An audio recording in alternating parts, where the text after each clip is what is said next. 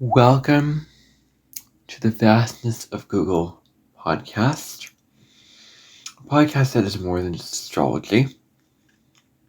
This podcast shows information combined with my own personal thoughts and insight of many different types of topics. Largely it will be spiritual insight, life insight. And so today we're talking about one historical figure that is very infamous for being very evil. And very narcissistic.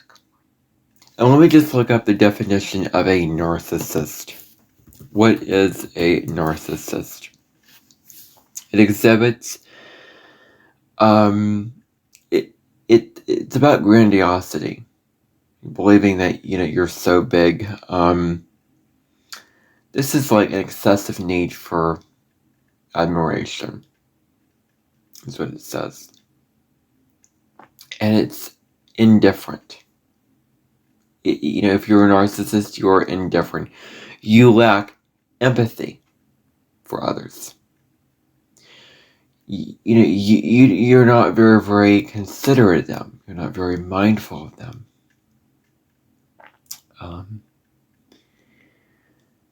And you take advantage of others. You use others for your own personal gain. Everybody else just revolves around you. And, it makes you, just using others for yourself instead of honoring them for who they are. So a narcissist doesn't do that. Narcissists feel like they are very important. They take themselves so highly. In fact, it is to a point where, forget about humility, forget about basic human consideration for others. Feeling entitled, feeling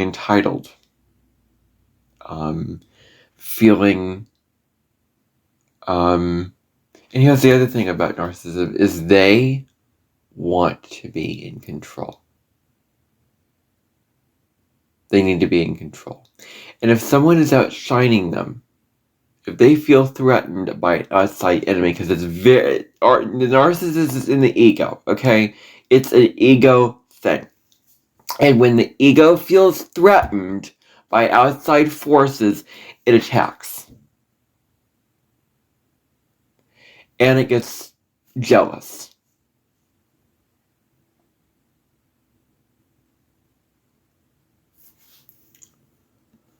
It gets jealous.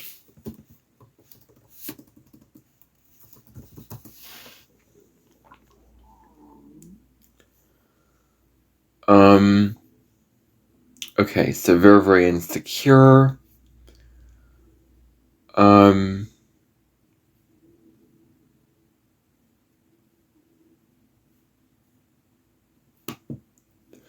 So that is that on narcissism. Okay. So I just wanted to bring that to your attention real quick. This particular figure in history, Adolf Hitler, was a narcissist. An evil narcissist. And he abused his power. Yeah. It's like, how are you going to use your power? You have a choice. Whether you're going to use it for the greater good of all, compassion and prosperity is what I'm going to do, impacting others in a compassionate way, or you can be very destructive about it and use it to harm others or hurt others. It really lies in your hands, and you have the choice of how you're going to participate. being evil and being cruel and, illegal, whatever, hurting others, is participating in a negative way, but it's still participating. So he participated. Hitler participated. Now, I mean, a part of me does feel kind of afraid to post this video, but I'm not going to be afraid because this is the vastness of Google Podcasts, and anything goes on this podcast with any topic, and there are videos on this already, so don't mind the title. I'm going to make it what I'm going to make it, and because I do that with videos, and it shouldn't turn anyone off because that's really the truth of it, and I'm not trying to sugarcoat or paint around the issue. So, I don't want to be boxed in, is what I want. Before I even get into all the things I want to talk about, I don't want to be boxed into just one category.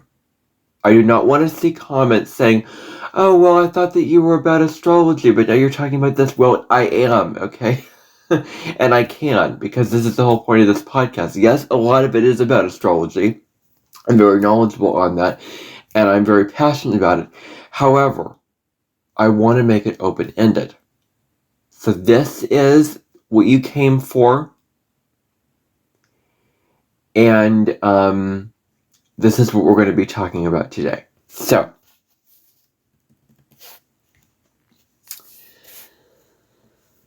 let me just get into some, sometime later in my life, I will be very, very, very skilled with all this and look at the charts of these historical figures and look at all the aspects and see how they, things contributed and see the transits of planets at the time and see what happened. This is just the information. I mean, sometime I will probably feel inclined to do a thing about, Hitler's chart and get into that and what it was about, because it is fascinating to look at these historical figures and their natal birth charts and how the events that played out in their lives dealt with their birth chart. How did their birth chart impact the things that they actually is? It's fascinating to piece that together. So, born April 20th, 1889. I believe it was in Austria. So, if cusps were a thing in astrology, this person would be born on the cusp of power between Aries and Taurus. Think about it. Aries, I want to assert myself. I want to be in control. There is a self-righteous quality with Aries, wanting to be cardinal, aggressive qualities, power over, going after what you want. Taurus, stubborn. Taurus is a fixed sign. It is stubborn. It wants to be in control. Yes, it's stable and all that, but Taurus is fixed and it is very, very stubborn. Like it holds its ground. It holds down the fort. It, when it, sticks to something, it sticks. It doesn't move. It's very, so with these two signs combined, and this person, being a Taurus, I do believe that this person is a Taurus, born on the cusp, so, it's kind of, one sign or another, probably 0 degree Taurus, because the sun just entered Taurus on that particular day of the year, so that is this person's, sun sign in astrology.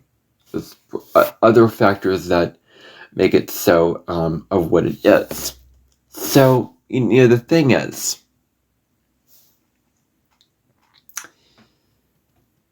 he wanted to expand himself.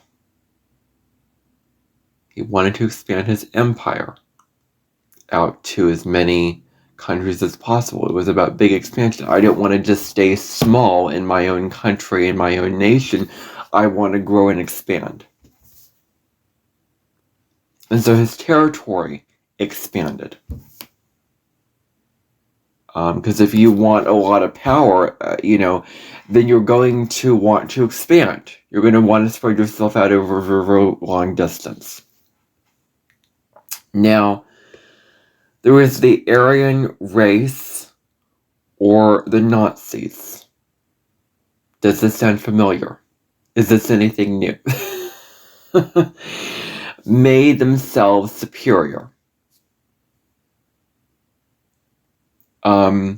Yeah, so, obviously, narcissists think that they are superior. And he thought that he was superior to other races. And I'm going to get into that later on in this podcast. But he wanted to make himself superior.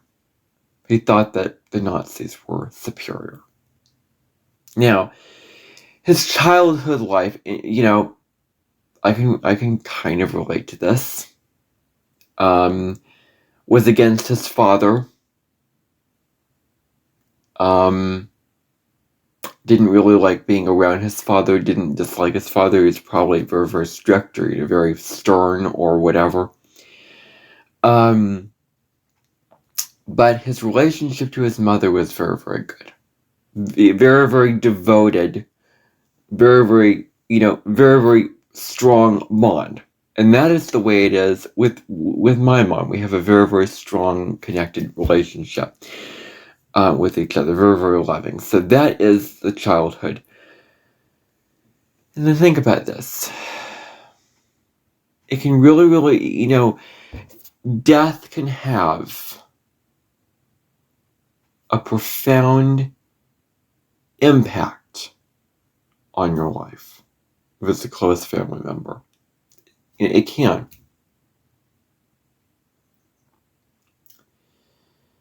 And think about this. When he was just 10, 11, 12, 13, 14, 15, when he turned 18 probably, or when he was around the age of 18 in 1907, all through his childhood he had his mother. But then in 1907, she passed on. And so that, I think it's important to consider this person's, how he acted in his life and what he did, because if you lose a family member, you're going to be very, very depressed. You're going to be very, very upset. You're going to be devastated. You're going to be in grief and despair for quite a long time of your life. And you may project it onto others. And I do believe that deep down, he did this. Wait, I have to make this claim because, your childhood doesn't impact your life. And I think this has something to do with it. That, his mother passed and he did all these things. So I'm just going to leave it at that. Now, his living, I hope this is not going to be a dry podcast. I don't intend to make it, but there may be some aspects of it that may be dry. That's the way it is. But earned a living through, earned a livelihood through postcards, like painting postcards, advertisements, all of that. So he was into that. Now, in school, he didn't successfully go through his, grade school, grade kindergarten, first, second, all through 12th grade. In the middle of it, he stopped going to school and dropped out of school. And he didn't want to be just a civil servant in society or, whatever. And so, growing up, there was this,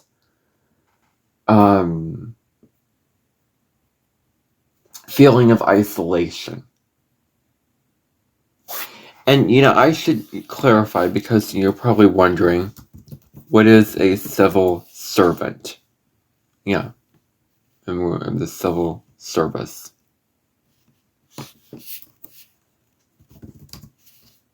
So,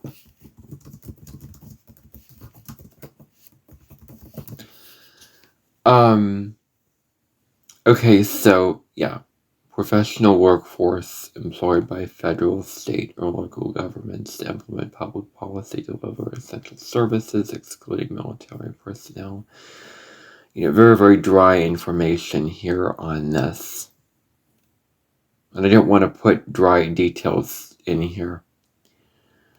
So yeah, that's, pretty self-explanatory already. I just thought I'd clarify that for myself, because I want to know what I'm talking about. I just don't want to list terms. I'm just like, what the heck did I just say?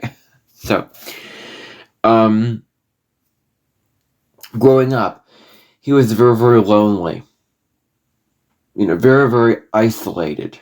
Probably didn't have a whole lot of friends. Probably,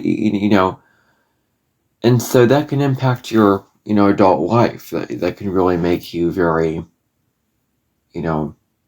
act in different ways. Like your childhood and your upbringing impacts your, how you become as an adult.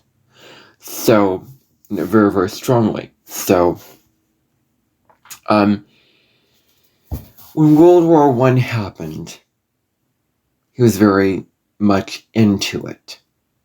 Very much, absorbed in it. Very excited about it. And he wanted to join the war. And he just didn't see the point of civilian life.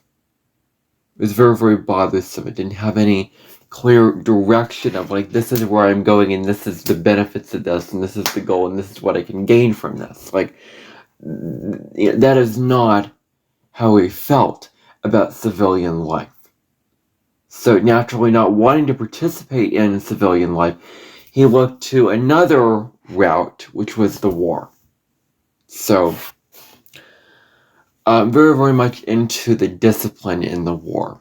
It's like when you put yourself into a war, you have to be very, very disciplined. You're trained to be a soldier. You're trained to follow the rules, follow marching orders, fight in a certain way, do all this. Like, you're trained. Like, boys who come into the war are trained from being boys to men during that period. And right now I'm watching a documentary from Ken Burns on World War II, the Great War, and one of the little segments was about boys becoming men, joining the war. And just so you know, one of my other interests is history that I really cultivated when I was in the hospital. So I've kind of put all those other interests on the back burner lately, but this is kind of bringing those up again. So he also believed in the aspects of war that were heroic. The hero aspects of war, like, fighting for your country, or just had an admiration for others destroying others. I think this is accurate. I'm just going to say things and they may be wrong, but I'm going to proudly claim them because I know the information. I'm not just assuming it out of nowhere. So. As I have spoken about in my Gemini North Node podcast very, very clearly. So,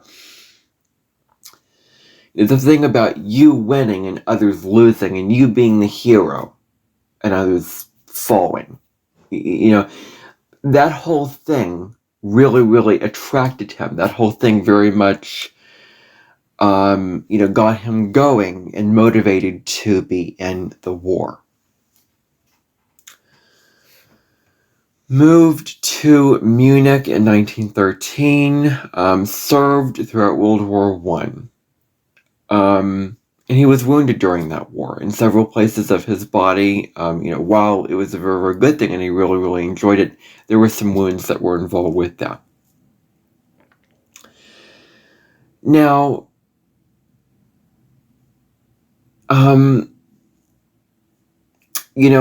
Germany was responsible for World War I. And because Germany played a huge part in that war, and Hitler really, really valued Germany. He had a very, very strong nationhood and strong sense of pride and strong sense of, ownership over this country, over this nation. And so when they lost the war, he blamed Germany for anyone who didn't follow along with the rest of everybody, who didn't go along with the crowd, who was like an arrow going off in another direction, kind of how, you are, following along and then you just don't follow along. And, saw the ones who were not supportive of that as enemies. Like, saw his own people as enemies. And the whole thing was trying to rally up people to bring them together into a unified force to be this powerful entity defeating other nations, other peoples. So when he was in Vienna, his political interests increased.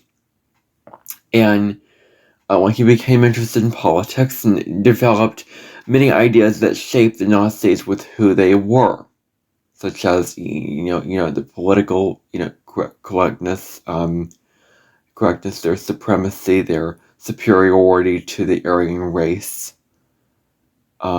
their distrust and dislike against certain races. So in September of 1919, he joined the German Workers' Party. Now, this party aimed to band together the interests of the working class with a strong sense of pride for the German nation. Now, I should mention that if you go watch speeches of Hitler, presenting and giving speeches, while you cannot understand the language and the filming is horrible quality, it is big.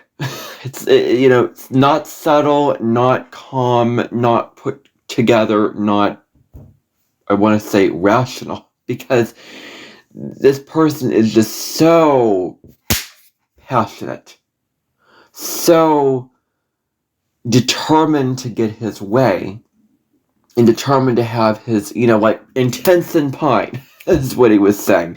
Intense and pine, I have the final word. This will happen. And intense and pine is a word I came up with, for my mission. You can use it if it's for the greater good of all, but, we have to be honest about that word when it is not for the greater good of all. And it is destructive, and it's like, no. But you can see when you watch just the passion and the determination to speak and to make all these plans happen, and then just to say and make it a reality. Like, the Aries initiates it, and the Taurus is like, how can we ground this? And the Aries makes stuff happen. Like, he made things happen in his life. But yeah, he was very, very cardinal in his approach to life. So, very charismatic, very, very good with communication. Now, the German Workers' Party had a swastika symbolized in Hinduism and Buddhism, and would take on a symbolic power. This thing would have a very symbolic power that would be very important. So, Hitler really, really played a big role in this Nazi party by leading the growing Nazi party in 1921 with the disagreement he had. So, okay, led this party, and then the Treaty of Versailles was signed. And what it did was it basically told Germany, You're responsible for starting this war. You're responsible for the destruction that you caused to this war. All the houses burned, all the, the people killed, all the, the economy going to ruins, the economy is suffering for it. I mean, all these repercussions and all these reparations for the war. And,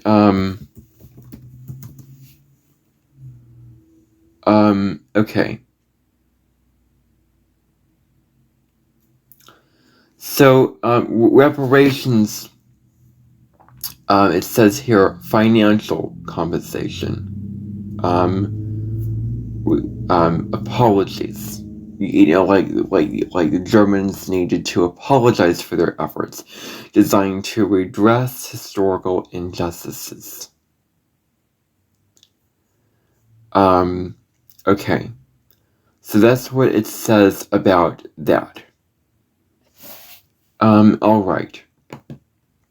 So yeah, reparations. So, basically it said, you were responsible. And so now, because you were responsible, you have to pay. You have to take accountability for your actions.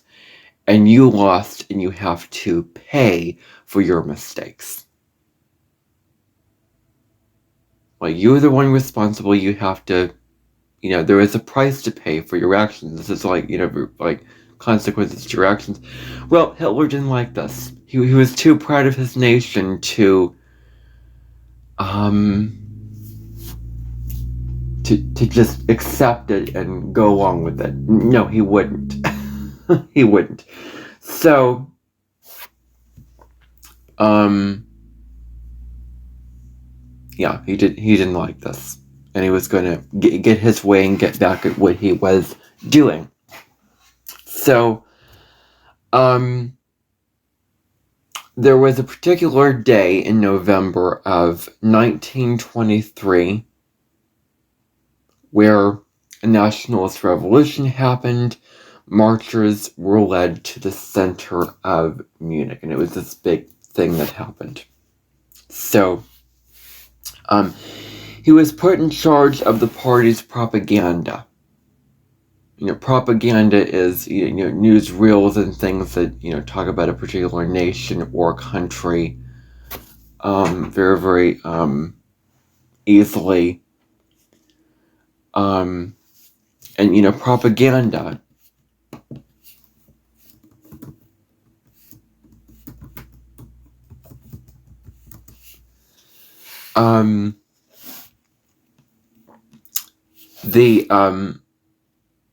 the spreading of information, not based on neutral fact.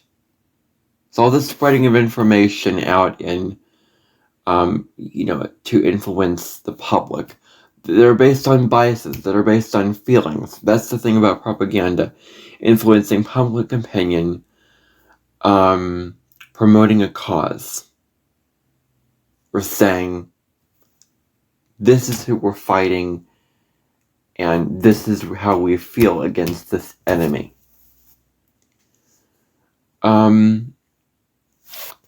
Okay, so that's what I wanted to clarify about propaganda.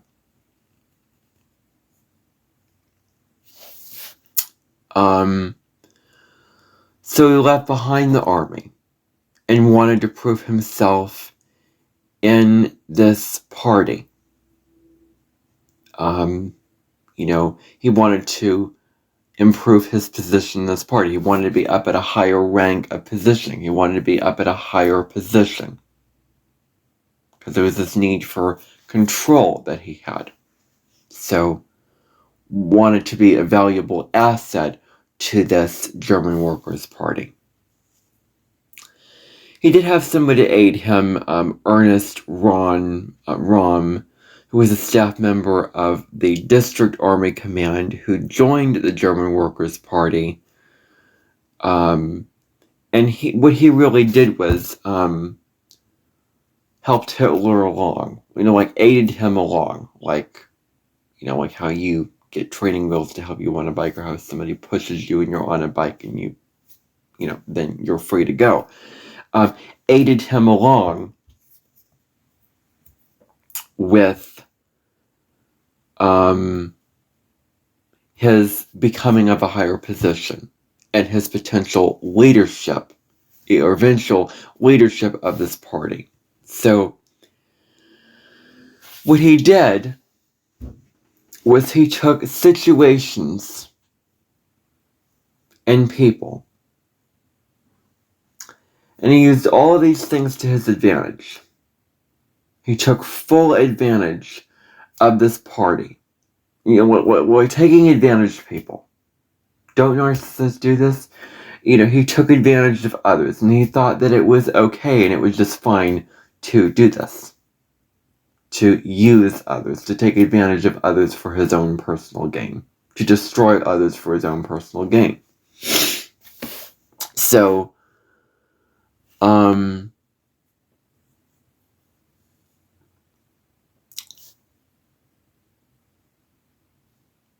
because he found this party ineffective, so he wanted to make it more effective, more legitimate. Also, he committed to a program of nationalist and socialist ideas, which was very, very heightened, very, very strongly. So, committing to these kind of ideas of being proud of your nation and all those kind of things, and socialist ideas. It's economic and political. It's an ideology about collective and social ownership for the means of production. That is what it kind of comes.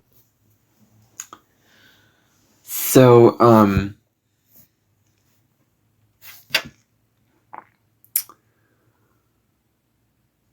yeah. And so, reducing inequality and exploitation. So, that's kind of what I wanted to say about that. There's all these terms.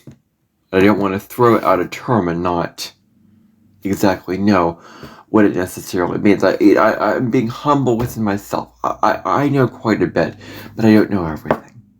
I'm human. We're not meant to know everything. So, it was very, very uncertain. They were not clear on what their goals were. They didn't have, these are my goals, this is what the plans that I have, this is what I want to implement. It was not like that. And their leadership was divided. They were not unified and connected in a connected leadership. There was a divide with this. Now, in July 1921, he became the leader. He became the leader of this party. And you're not thinking a group in a room that talks and have meetings. You're thinking something else. And I'm not going to go into what the German Workers' Party is, because it's a whole nother side story that I'm not going to get into. But he became the leader, and his power was unlimited. So he rose to power in this group. He became the leader of the group, and he had unlimited power. This is so Neptune in Aries. Neptune is no boundaries, no limitations at all. And Aries is personal power and will, and you putting yourself out there. So there's no limits. At worst, you can become so angry and so dominating and so, wanting to be in control with Neptune in the sign of Aries, and you're not aware of it. Doing all these aggressive things, and you're not aware of it. You're not very self-aware with Neptune in Aries. So, you can draw the conclusion with that. and unlimited power, and created a mass movement. Not just a small cluster of people, a mass, big thing to have his plans happen. The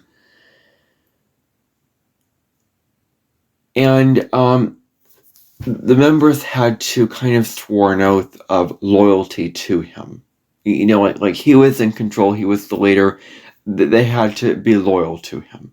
They had to, I am loyal to you, and I will follow your commands, and I will do what you are saying, and I will follow you. So the members had to be loyal to him because he was the leader. It was like, the need for pride and respect and honor as a leader. He also forced the leaders of the Bavarian government and the local army to make a nationalist revolution, fighting for the sake of your country and being very, very proud of your nation, being very proud of your country, and this revolution got started. So, what happened in his life was he became on trial. He was tried for treason, as it said in the as I was reading, it said, tried for treason. Sentenced to prison. And, for, I think, 9 months or something. It was supposed to be like 5 years. And it wasn't just he sat and, just sat around and twiddled his thumbs and didn't do anything. He was like, I'm going to do what I can in the position that I'm in to make something happen. So he was planning out, like, this prison time. When he was in prison, he planned out what his next moves were going to be. He planned out his next course of action for what he would do out into the world and how he would take control and power. And he did this by writing this book. It's a very, very famous book, Mein Kampf, meaning my struggle. And if you were to read it, you were to see, you would just understand the psychology that he had, the motivations he had, his reasoning for, why he did what he did. Because it's fascinating to just look into this. Like this is my Scorpio South Node, like digging into others' motivations, others' psychology. Like why others do what they do. So it's very, very Scorpio to look into this. And, you can look into he didn't understand, why he did what he did. And it's all laid out in that book. Obviously getting it translated into English, of course, or if you can understand German. But in this book, he expanded on the nationalist views that he had for his country, and he was an anti-Semitist. He was against Jews. He had a prejudice, a hatred, a hostility towards this particular group of people, as we know. He was very, very, very much against Jews. Very, very much against this group of individuals, this ethnicity, this race. And he planned to take over and, destroy them. And he did destroy them. And he was like, it was like this very, very strong dislike and this grievance against the Jews. And he wrote it out very, very strongly in this book. And when he stood up there with speeches, he was passionate because he was like, I'm so passionate. I'm against this group of people. I just want to express this, and I want to have my way. I deserve to have my way. Like, he felt that way. Very, very, very, very strongly felt that he deserved to have his way. He felt he deserved to have his way. So, okay, so laid out his plans when he would get out of prison. And he thought that the Germans would look up to him. That, he would be their idol. He would be their icon. And others would look to him as their source of leadership, as their source of truth. Having this savior mentality of, oh, this is the savior who's going to be bringing us into peace, into a better world, into all these things, when really his intentions were quite the opposite and more destructive world. I find that very fascinating to study. So finding truth in him, and I really, really just am fascinated with the idea of that. Somebody who, trains people into believing that they will do so good and makes it seem like that, but, they're actually not good. That they do evil. They commit evil. Or a supreme leader. Being a supreme leader, looking at them for their supreme leadership, he was totally against power to the people, democracy. He was against that. He believed in dictatorship, being in control, one person being in control, and he led a dictatorship where he was in control and everyone had to follow along with what he was doing.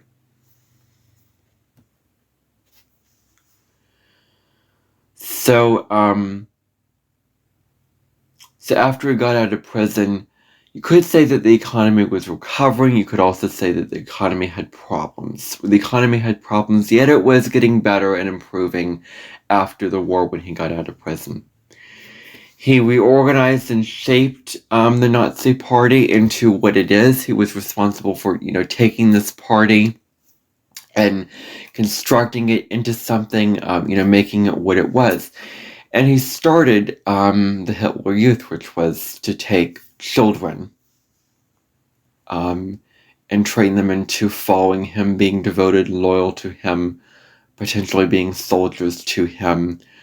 That's what that was.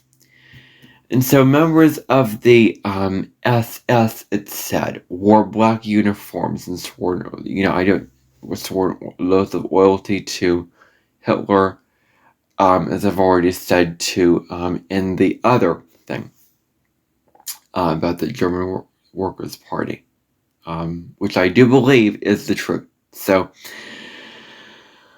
1929, the Great Depression happened in America. October 29th, 1929, the stock markets, crashed. Everyone was buying too many things, too much stuff, and as a result, the economy suffered for it, and it all just came crashing down. And then America sunk into, depression, and people demanded their money back from the bank, and So, threatened the Weimar Republic's stability. In 1932, Hitler won against Paul von Hindenburg. So he won against somebody then. The Third Reich eventually began on January 30th, 1933. And I want to just explain what the Third Reich is. It is a totalitarian dictatorship in Germany. It lasted from 1933 to 1945. And that Adolf Hitler was only the one, only the one, running it. Okay, so aggressive expansion. And I'm going to get into some more stuff about this later on. Okay, so that's what the Third Reich is. He was able to get absolute power. Adolf was able to get absolute power in Germany. Germany gained this power because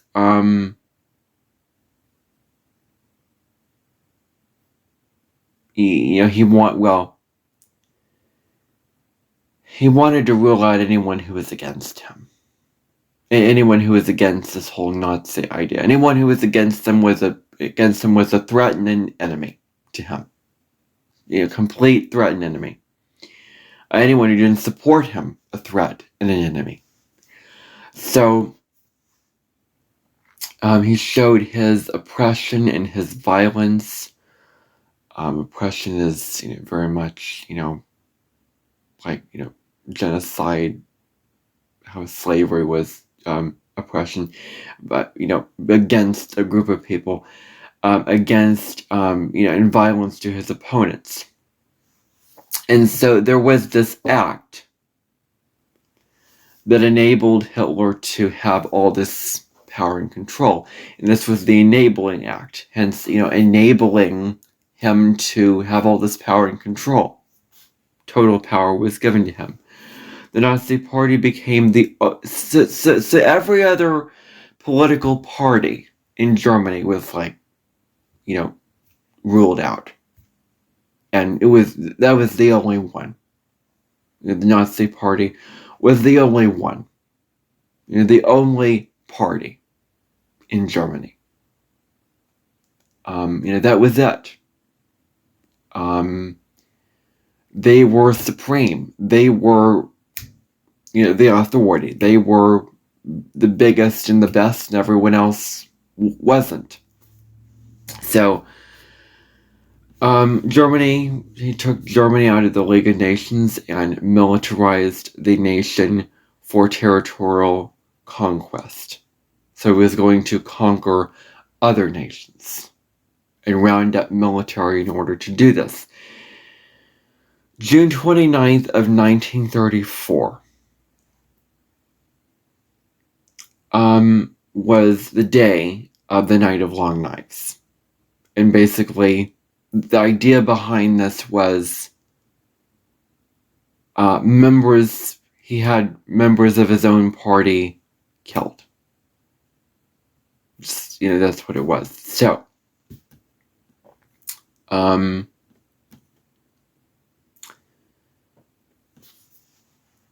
so that's what that was.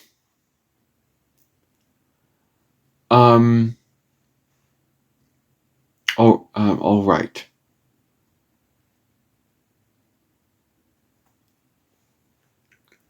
Now, Jews were restricted. They were very, very restricted with their life. They could not interact with others like them. They could not interact with others of their own kind. They couldn't interact. They were forbidden to interact. They wanted to be Hitler wanted them to be lonely, separate, cut off, and isolated. That's what he wanted for them. And so they were deprived of the right to vote. They couldn't vote for their leader or who they wanted, like not being able to vote for the only ruler of your country, which is sad, very, very sad. And their political and their civil rights were just taken away from them right then and there. So Hitler wanted to dominate with the Nazis. And in these Jewish communities, books were born. Like if you've ever read The Book Thief, that was about a girl who tried to collect all these books during World War II and you couldn't read. Like it was not right to read. She wanted to read, and she had all this fascination with books and reading and learning when the world was in a very, very tumultuous state and books were being burned, and so she wanted to retain all this information. So books were burned. Newspapers went out of business. Synagogues were burned by these Nazis, which is the Jewish religious temple. So then when it comes to the Jews, they were put into concentration camps. and they were exterminated. This whole very, very graphic process, potentially, beaten down. There's a lot of things that I will not go into in here, but, if you will, it was very, very tragic, very, very, very much like this. And if you read Night by Elie Wiesel, that is an award-winning, memoir that I'm going to reread sometime, where he went through the whole experience and, explained and I read The Devil's Arithmetic, where, these showers would, with this water, and it would, get into your skin and it would hurt you. So, I mean, there were a lot of aspects of this that were very, very serious, very, very harrowing aspects of this. But so, he wrote about, in his book, the Mein Kampf, he wrote about how he felt that his race, the Aryan race, the Austrian race, was unequal to other races. He wrote about this inequality. He wrote about how some nations are unequal to each other, how his nation was unequal to others and individuals. And obviously, through doing that, made his own race superior, made the Aryan race superior. So he viewed the Jews as an evil enemy. He wrote about how he disliked the Jews in Mein Kampf. He viewed them as the enemy, and it's going to sound crazy. But eventually, the sad truth is,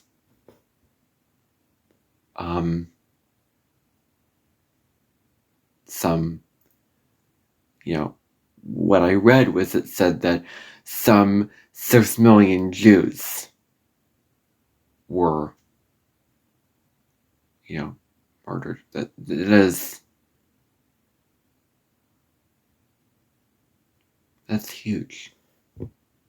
That's huge. Like, think, so much of the population, so many lives were lost. So many people were living these lives in their Jewish community, doing all this stuff, and suddenly their lives turned upside down, and they were, had their lives just stripped away from them and taken away from them. Just like that. A lot of people. Wow. So when he got out of prison, yes, I went on with that. He reached a nationwide audience with, what he was doing. Others had a lot of virtue towards him.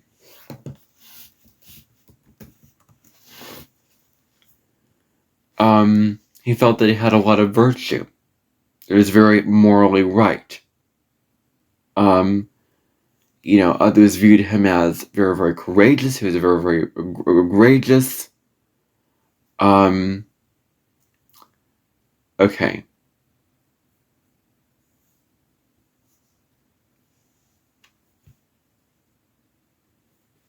Okay. Now, all right. So, he had a lot of virtue. Trying to find where I was at here.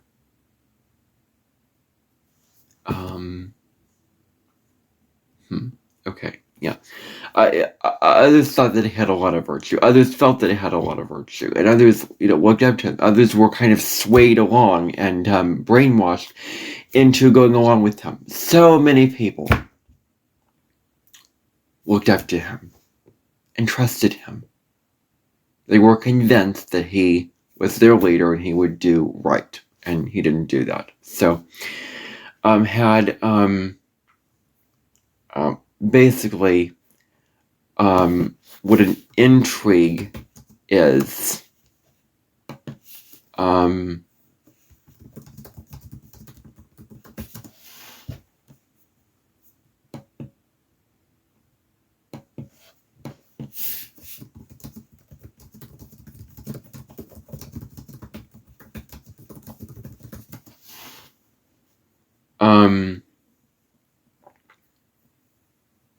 Okay. So, there's something to that. Something to that. Okay. So,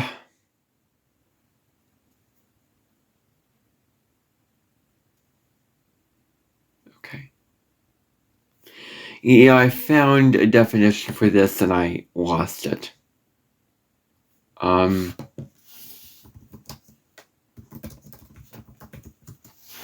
Okay. So, okay, well, here it is. He made secret plans to hurt others, to do evil things to others.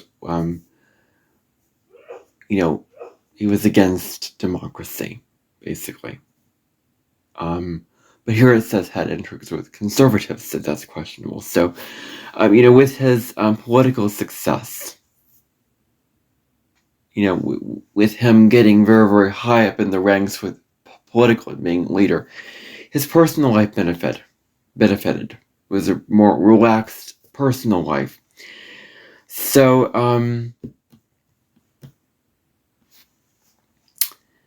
he also was against marriage because he thought that marriage, would hurt his career. That, he wanted to go out and do all these things, to pursue all these things, to be married to someone, and to be bonded with someone would, take that away from him. So his power was a complete dictatorship. Now, he didn't actually want to spark a radical revolution. Conservative ideas were still necessary to succeed with his presidency, and support for the army was kept. That's what it eventually turned into being. They're still maintaining that. And the army leaders approved Hitler's actions. They thought it was right. They thought he was doing the right thing. They approved these actions. So they didn't put a lot of attention, and there's not a whole lot of attention put on the attention organization running of the domestic affairs of the Nazi state. It's kind of left on the back burner. There was attention, but it could have been more attentive. So he didn't want other states to challenge his own power and authority. Obviously, wanting to be in control, he didn't like others challenging his power and authority. He didn't want them to become strong. He wanted to be the strongest, and he did not want them to become stronger than him. He didn't want them to be powerful, because then he would lose an advantage, and he would feel that he would have competition, that he would have to really, really prove himself, and others would potentially, really, really fight him. And that was the way that it was, where he didn't want them to be strong in themselves with their own power. That's how he felt. He wanted to reunite the German peoples, bring them together. He used propaganda to try to halt the suspicions of the other powers, try to stop them, namely Benito Mussolini. November 1937, there was a private meeting. It was this meeting was supposed to be a secret meeting, based on military leadership, where Hitler basically outlined what he was going to do next, what he was going to conquer next, what he was going to do. Now, he had plans to take over and defeat Czechoslovakia. That was the detail in there. March 15th, 1939, he marched into Prague, declaring that the rest of the country would become a German protectorate. And looking at the definition of a protectorate,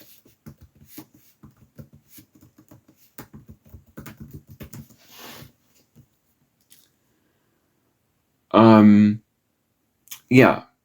Where a state, it has the word protector, a state that is controlled and protected by another state. So Germany would be protecting, quote unquote, protecting Prague, basically. Then he did this, then he looked to Poland and did what he did there with that. So, he judged the mood of the democratic leaders by making use of them,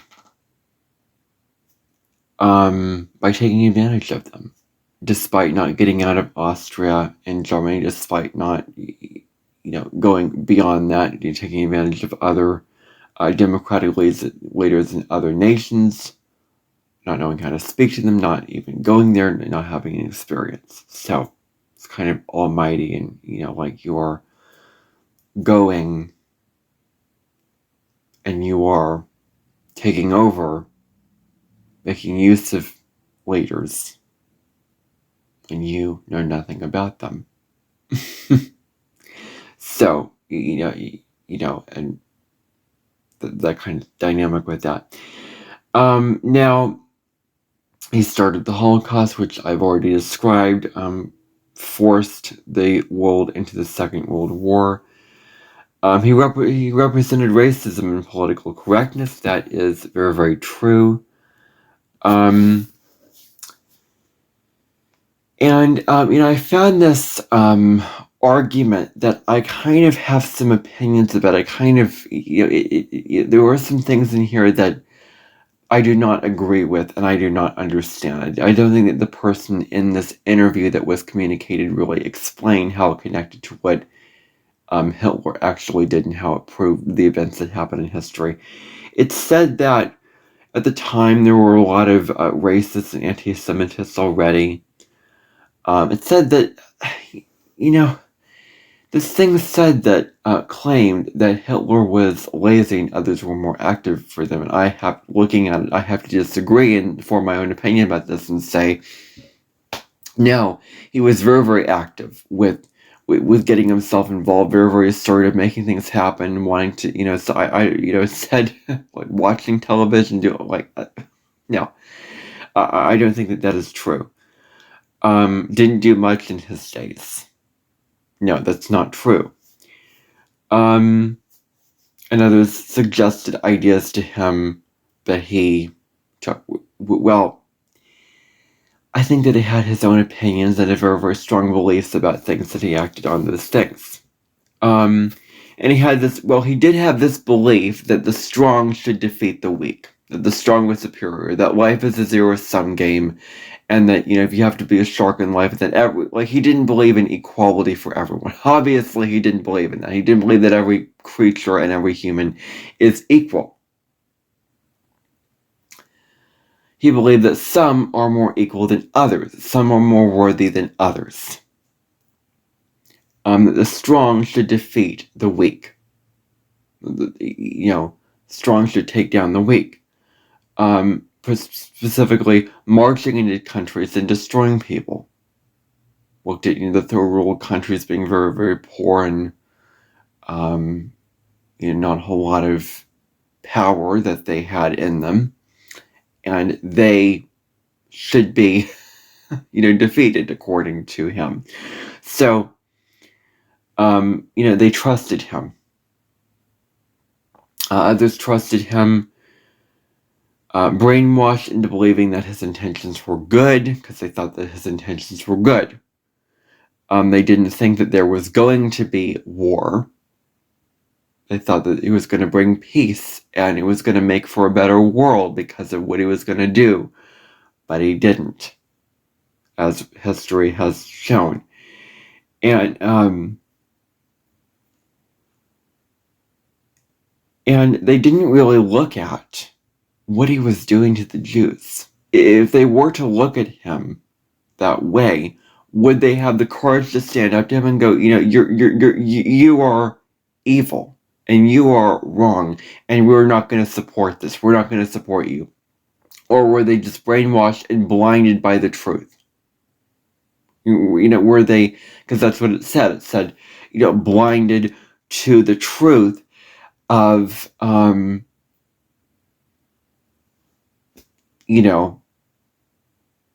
the fact that all this stuff that he did to the Jews. But maybe they were not aware of that.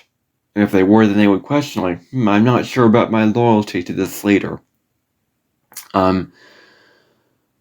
Very much about the economic downturns, political downturns. He took power in Germany in 1933 that involved actions that were cruel and destructive.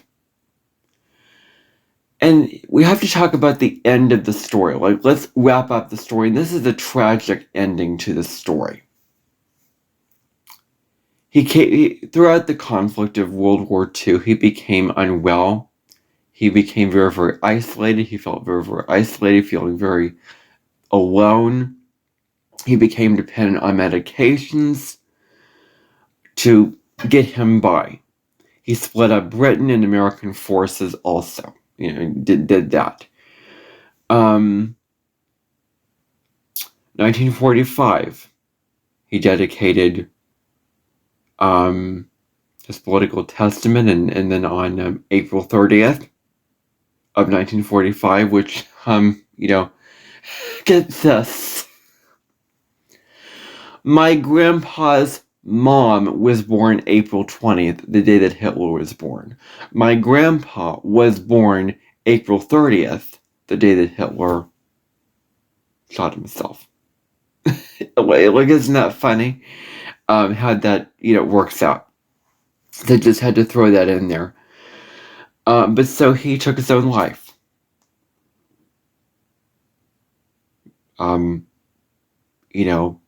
Had his own mental issues for reasons that I will not go into here, but took his own life, and as a result, he wasn't in power. He didn't have the power to control Germany, and he wasn't in his position of authority anymore with his strength, because he was the one in power, and as a result, Germany lost, and America, with D-Day and everything, helped win the war for us and the world. So Germany lost the war. All of his plans and his ambitions and his book to do all these things, all his plans to destroy the Jews and Germany rules the world and and all of that, was a waste. It was all for naught. It didn't happen because he ended his life. So, I don't like to end stories on a bad note, but that is the end of the story.